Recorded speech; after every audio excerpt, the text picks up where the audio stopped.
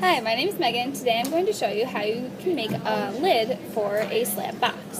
First you have to start off with a box. So you want to construct a box or whatever shape you're going to have, smooth it out and have it and finish it. And then what you're going to do is you're going to take clay, obviously, and you're going to wedge it so that you get all of the air out of it.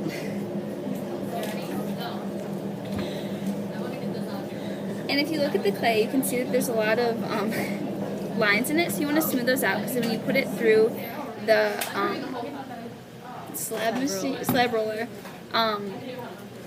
that way those won't come out onto your slab. So after you have smoothed all those out,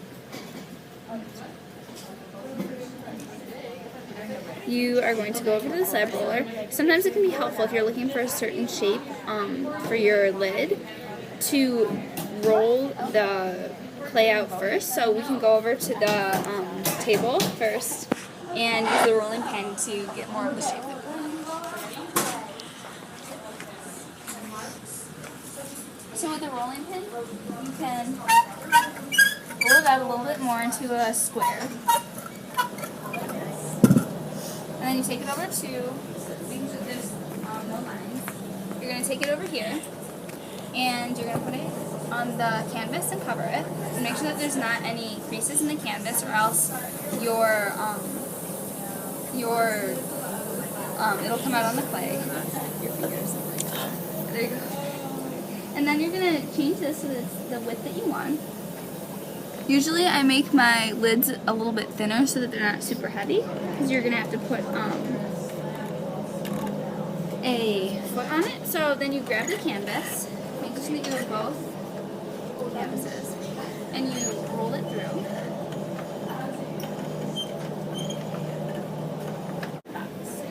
If there's air bubbles, you don't need to worry about those, you just need to pop them when you bring it back over, which is easy enough to do. Just like that. And smooth them out.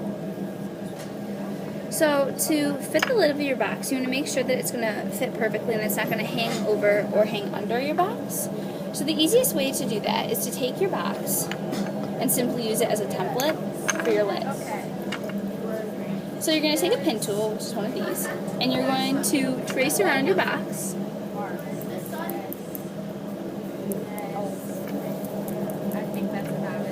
Which will give you the perfect size for your lid.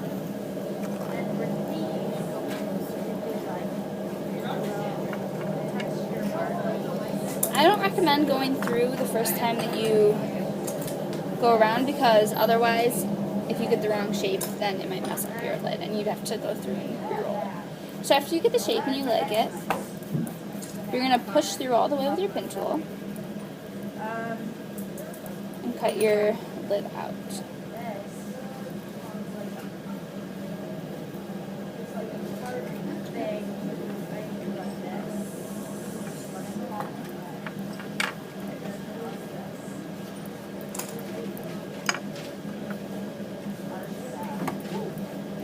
What you're going to do is, as you can see, there's excess clay up here, and you can use your pin tool to get that off. Just use it sideways. And then use your sponge and obviously some water to smooth it out.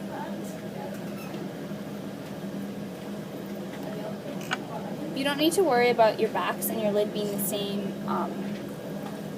moisture level, because they're not going to be put together, and that will obviously not cause any issues when you dry it. So after you smooth it out a little bit, you want to put it back onto your box to check the size. As you can see, this fits well. Sometimes you have to play around with the size. So as you can see, it fits the box. And usually what I do is I smooth and shape it while it's on the box, so that way you can be assured that when you're done fixing it and such, it'll be the right size. Let's put it around.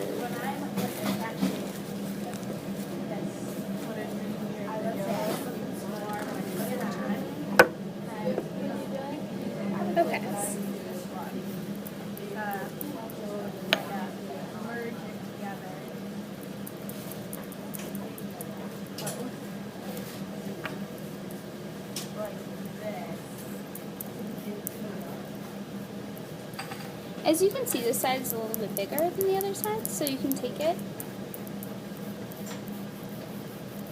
and just cut it to the right size.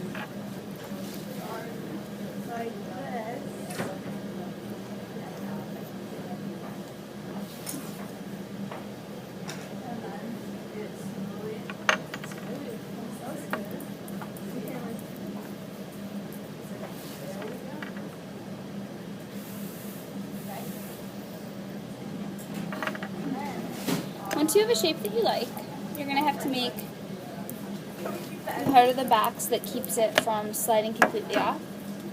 So sometimes you can use the same slab of clay. That's what I'm going to do because it's big enough. You want to make it a little bit bigger, a little bit smaller than the lid so that it'll lock into the backs. So you're going to take this, put it right up there.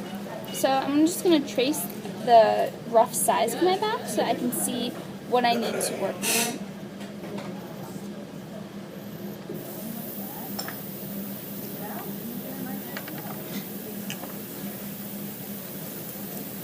Now that I can see the rough size of my backs, I'm going to take a little bit off of that length .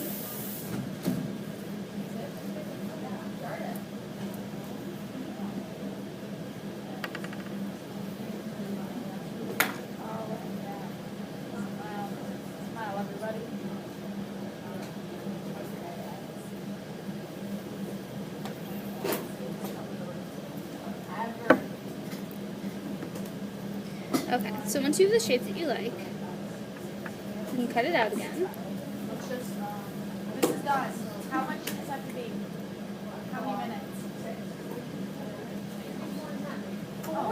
Nice. Oh, it's good. We have 6. Okay. So you can see this is a little bit smaller, which is perfect. And it fits right onto this. Yeah. You can also make the locking part of your lid thinner, so that way when you put it on the backs, it won't increase the weight of the lid too much. I'm just going to leave it the same width.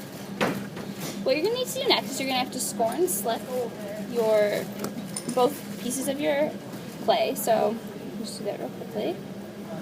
Okay, so you're going to put some water on here. I'm going to use a sponge to speed it up. Make sure that it covers all of that.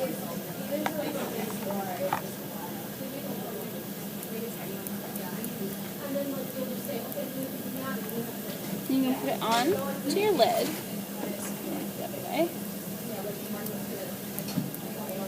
You can kind of get it into the shape, into the place that you want. Then what you're going to do is you're going to smooth it out, getting all the extra water out from under the locking part of the lid. You can mop that up with.